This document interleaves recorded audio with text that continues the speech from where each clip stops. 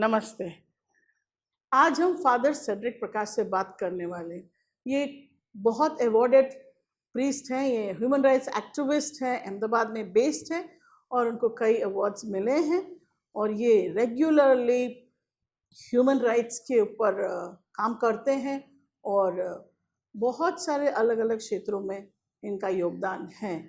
चलिए हम उनसे आज खास बात करने वाले हैं जो ये नन्स पे अटैक हुआ था और इसके बारे में उनका क्या मानना है और क्या कहना है। तो चलिए, welcome to the program father. Yeah, thank you, Sonal. It's always a great privilege for me to be on your program, on your show. And thank you for inviting me and giving me the opportunity to do so. I'm happy to be on it. So tell us a little bit about the attack on the nuns in Chhattisgarh, which happened recently. Yeah, this happened a few days ago, just about 10 days ago, 25th, 26th evening night.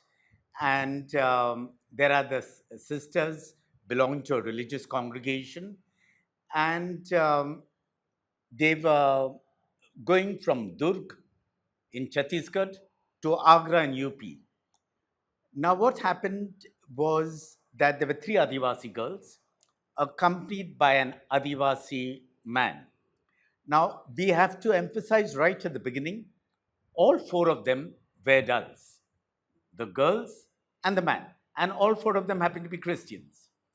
Now, because of the tremendous unemployment in Chhattisgarh and in so many other parts of India, the sisters were ensuring that these girls are employed in their hospital in Agra. They run a hospital and so on, and they would be there helping out. They would get a good salary and things like that. The two sisters, one from Agra and one from Durg itself, were waiting at the railway station platform. The three girls, Adivasi girls, come in with this man from their village, and they are stopped by the TT and asked for the tickets. They said the sisters have it there, okay? But without respecting what the girls and the man told them, that the fact that the sisters were there and had their tickets, they were traveling with official legal tickets. He calls perhaps maybe the police, the local police. He calls the Bajrang Dalis, and immediately there's a whole chaos in the railway station. They are taken to a railway station. There was a crowd of Bajrang Dalis and those who belong to the Durga Vaini, whatever it is, groups that come in, start shouting slogans. And in a matter of time, without listening attentively to the point of view of both of the sisters and the three other tribal adults who are Christians, they are put under false charges of human trafficking and of anti-conversion according to the Chhattisgarh law. They were sent to judicial custody on the 26th, and they were languishing in jail for right up till the 2nd of August, Saturday. There was a lot of drama in this whole episode, and there was a lot of different views. Everyone kept giving their points of views, the church, the bishops, the civil society, opposition, even the BJP. What do you have to say? Let's take them one by one. There was a tremendous outrage. Right. In fact, it was a national outrage, but it was also very Kerala focused. It was Christian focused. It was Catholic focused. Because both the nuns are Keralites. Both are from the Syrian church, the Catholic Syrian church in Kerala. Okay. And first of all, there were very strong statements made by the hierarchy of the Catholic Church in Kerala. The official mouthpiece of the church, Deepika, had a very strong editorial condemning these arrests and the fact that they have been put in these two, charge sheeted under these two absolutely atrocious and obnoxious sections. And yes, the Kerala Church did take a stand, and I think it was a very valid stand. I agree with that. The church in Kerala came out strongly. The government of Kerala came out strongly. Yeah. You know, the leftist government came out strongly in support. Parliamentarians from the opposition party, from every shade, condemned it. They tried to get a debate in Parliament. They were not allowed to debate it. They made statements outside Parliament. Some of the parliamentarians went to meet them in jail. They were denied access to them. Okay. Later on, they were allowed. But the interesting thing is that the BJP went all out to support and defend these nuns. In fact, the Home Minister of the country said that these nuns were innocent.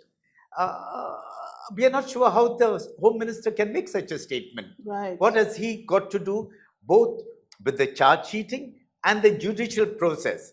We need to take cognizance of this point.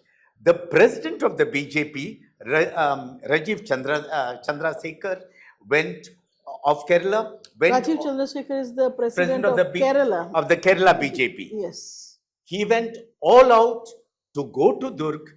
There was another spokesperson, Anup Anthony, was a former congressman who went there, who went to Durg and so on.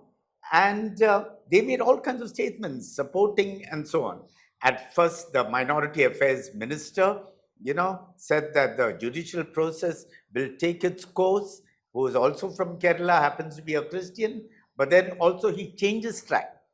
The point is, why did the BJP come out in full support of these sisters? Right. Why did they declare them innocent?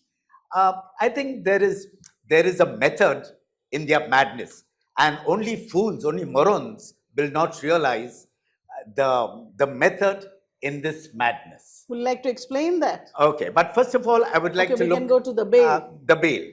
On the 2nd of August, the first, the request for bail failed in the lower court for various reasons, but they were granted on the 2nd of August a bail. And the bail is very, very clear. It says, it stipulates a lot of conditions. So it says that the bail application under Section 483 filed by the applicants in connection for offences under Section 143 of the BNS and of the Orissa Freedom of Religion Law is allowed, and it is ordered that if each applicant pays a bond of 50,000 with two sureties of the like, they shall be released on bail with about A to G stipulations. So who has been charged? The nuns and the boy? The nuns and the man, yes, is an adult, have been released on bail. They were charge sheeted under these two sections of the Chhattisgarh Freedom of Religion Law. That means the forced conversion and of human trafficking. In fact, human trafficking. So his name is Sukhman. Yes, his name is Sukhman Manvi. Yes.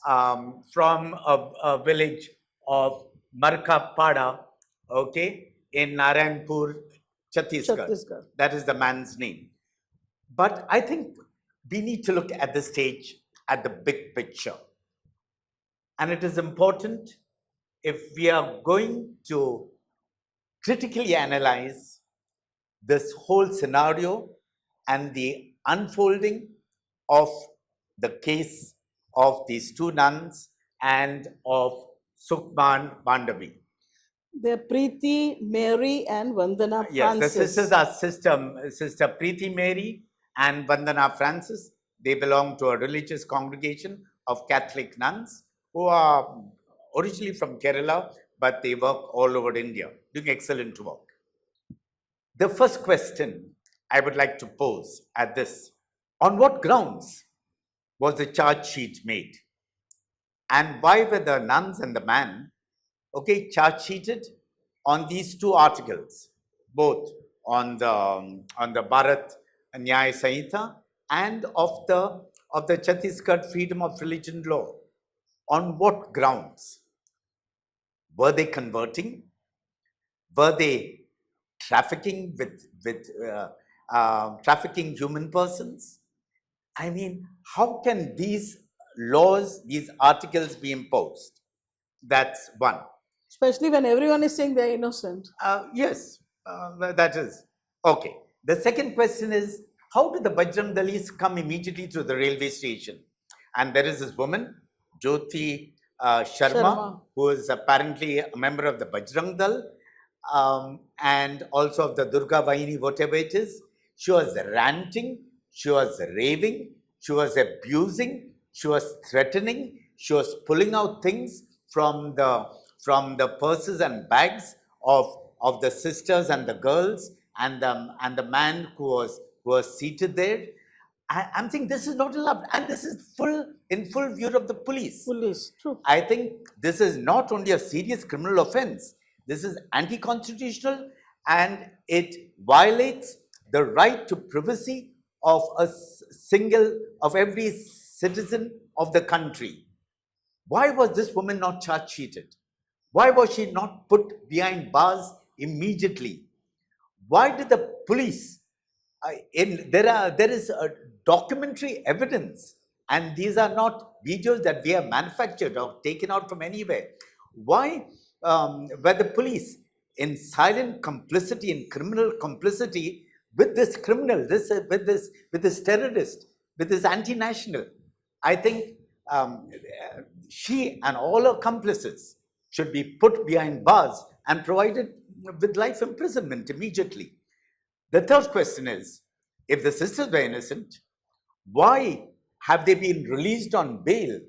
Okay, asked to give a surety of 50,000 with stipulations. Why was the case not quashed immediately?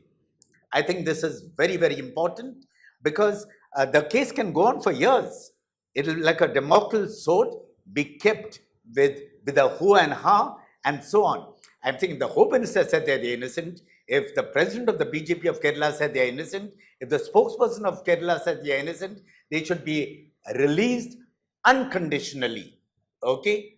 And they have been released, but with conditions, with stipulations, which may go on for several years. We know how the judicial system works in the country. The next point is, why did the BJP go all out in defending these nuns? Is it because of the vote bank in Kerala? Okay, that they are more interested in? And as Rajiv Chandrasekhar has very clearly said, okay, after the nuns got bail on his Facebook page, this is from his Facebook page, the BJP will always stand by any Malayali in crisis, wherever they are in the world, regardless of their religion, caste, or beliefs. Whenever there is a need, we will step forward and work to solve their problems. I also thank all those who worked tirelessly over the last few days to make bail of the nuns possible. What about the man who's Adivasi? And if you're talking about the BJP, only the Malayali nuns are innocent. What about the people languishing in jail in Chhattisgarh? People from Bastar district who are fighting for their Jal, Jungle and Jameen, who have been put in jail on false and fabricated charges. What about any amount of people in UP and Madhya Pradesh who are put in jail? We hear that 50 pastors are still languishing in jail. What has the BJP done about them? Are they not innocent? I challenge the BJP today to be able to ensure that all these, what about the human rights defenders? A man like Umar Khalid is languishing in jail for 5 years. Human rights, even those, we had Father Stan Swami being a victim of institutional murder. There are several of his colleagues in that Bhima Koregaon conspiracy case who are still languishing in jail after so many years. What about a man like Sai Baba, who was there in the Delhi University? He was released in jail finally, but he had to die because of the suffering. He was a disabled person with differently challenged, but yet he died some time ago. What about others languishing in jail?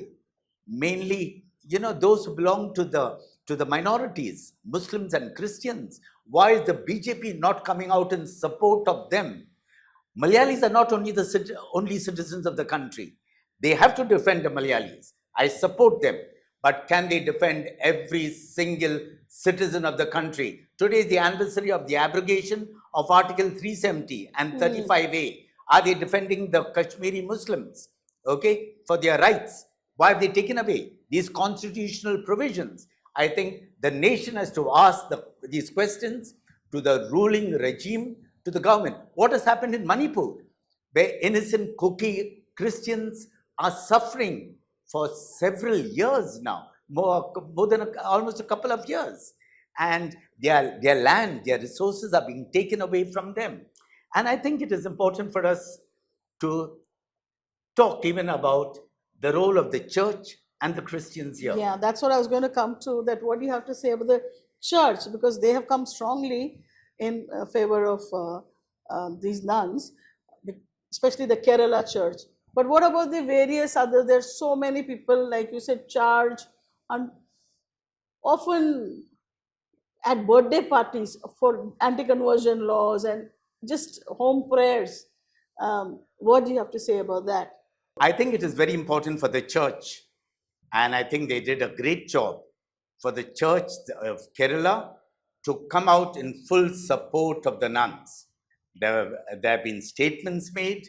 There were protest rallies in different parts of the country, in fact, in support, and very especially among the Christians, led by the Catholic Church, led by the Syrian Church in Kerala. I think is very important. But Christianity is not about being exclusive. Yes. It's not about my only people. It's not about my caste, my identity, my ethnicity.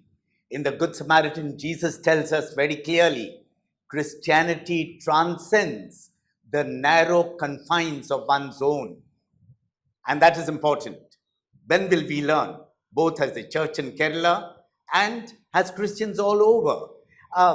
Can the church of Kerala take a stand for Umar Khalid, who's languishing in jail, for the other human rights defenders who are there in jail? Some of them are in Taloja jail, some of them are in Tihar jail, some of them, can they speak visibly and vocally and defend? Because every human being, is the first Catholic social teaching, is created in the image and likeness of God. As in Gujarati we say, Mahatma Gandhi used to say, koi uch nathi, koi nich nathi. Everybody has insaniyat, has humanity. So can we come out? Can we have a big campaign to ask this government, this regime, to set free all those who have been illegally incarcerated, especially human rights defenders, that in a democracy, we must have voices of dissent. We must have voices of protest. Can we take a stand? Or are we afraid of maybe the files the BJP has on us, on the scandals that they may want to expose against us? How is that they've got so many people from the Congress and other parties, coming to the BJP? Okay, as it has been said very eloquently, you become a washing machine, and in fact a white washing machine. You come to the BJP, all your crimes when you were in the opposition are suddenly forgotten, are suddenly dropped. This is absolutely ridiculous. And I think the judiciary of the country should be objective, should be able to show that it is impartial. The lady should be blindfolded, and to ensure that justice is served to whoever comes knocking at her door. And it's important that we realize that we have to transcend the narrow confines of our class, our caste, our identity, our ethnicity. This is what Jesus came for. This is what Jesus said. It is the Gentiles who will be saved. It will, those who perhaps do not say, Lord, Lord, may have salvation. I think we have to take cognizance of this. I would like to ask, there's some talk of Christian institutes, closing for a day to protest against this atrocity, rather, yes, of these nuns, which is totally uncalled for. There is no crime there, Right. according to all the information that we have. So, what do you have to say about that? I mean, it should have been done immediately. Christian institutions all over the country, with the support of secular, like-minded groups, should have closed down all our institutions, all our establishment. The right to protest, the right to dissent, the right to strike. We have no right, maybe, to create havoc on a strike or forcibly strike, but it should have been a call by all the churches, the CBCI, the ECI, and the NCCI, okay, the National Council of Churches, and we should have closed down all our institutions and so on for one day, immediately protesting against this. But we can also close down our institutions when the fundamental rights of our sisters, our brothers, doesn't matter if they are Muslims, are also violated, trampled upon. We have the right to speak up, to stand up for what is truth, for what is justice. This is what Jesus did. That is why he had to pay the price. Are we ready to pay the price? What about the civil society group has come quite strongly? Yes, civil society across the board have come very strongly. For example, the Conference of Religious of India, the sisters belong to a religious congregation, have asked that the 2 nuns and the man be released immediately and unconditionally, and all charges against them be dropped. That all those who are involved in this heinous crime, including the Bajrang Dal activists and the police, be brought to book and even charge sheeted. That the central and state governments guarantee the protection of the rights and freedoms of all citizens, and particularly of the minorities, which are guaranteed by the Constitution of India to all citizens. There have been massive rallies in Bangalore, massive rallies in Hyderabad, in several other cities of the country in support of what has taken place on the 25th, 26th of July. But the point is, it's not a one-off incident. It's not a closed chapter. There is a method in their madness. Unless we awake, unless we are aware of what is happening, unless we act together as citizens of this country, transcending narrow confines, unless things will not change. We are bound by the Constitution of India. We have only one sacred book, and that is the Constitution of India. When you say there is a method to the madness, would you like to explain that? Yeah, the point is, as we have said before, some of the BJP top functionaries, including the Home Minister, made statements. Okay, in Kerala, the BJP president says that we'll go all out to support and so on. And they've even provided advocates to defend the sisters and the Adivasi who was jailed. Now, there are these 2 serious laws under which they have been charge sheeted, these 2 articles. The point is, how does the BJP provide advocates, lawyers, to help these nuns get bail? I mean, aren't we seeing the big picture? Does the BJP think that all the citizens of India, and especially all the Christians, are morons, are not able to think for themselves? I think there is a very calculated design, and the design, of course, is about the elections of Kerala, and let's not stop at that.